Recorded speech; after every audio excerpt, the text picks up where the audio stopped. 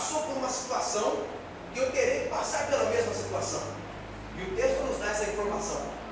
O texto diz que, o texto nos orienta que Tiago havia sido executado. Tiago tinha morrido. E isso, politicamente, parece que deu forças a Herodes, de natureza que ele entendeu que deveria também fazer isso com Pedro. Logo em seguida. Agora, a postura de Pedro, dormindo, tranquilo, sossegado, é que fez com que Deus me orientasse e me desse o primeiro tópico desta mensagem.